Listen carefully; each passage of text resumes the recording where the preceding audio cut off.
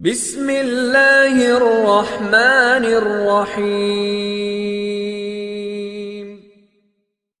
حضرت مولانا سید حسین احمد مدنی رحم اللہ کا جذبہ خدمت۔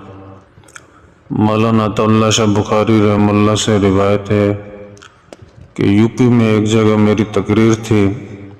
رات کو 3 بجے تقریر سے فارغ ہو کر لیٹ گیا۔ ابھی میں نیم غنودگی کی حالت میں تھا کہ مجھ کو محسوس ہوا کہ کوئی میرے پاؤں دبا رہا۔ میں نے کہا کہ لوگ اس طرح دباتے رہتے ہیں، کوئی مخلص ہوگا، مگر اس کے ساتھ معلوم ہو رہا تھا کہ یہ مٹھی تو عجیب قسم کی ہے۔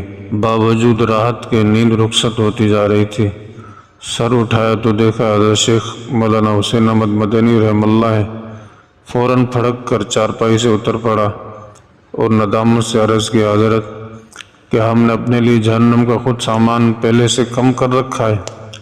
کیا آپ بھی ہم کو دھکا دے کر جہنم بھیج رہے ہیں؟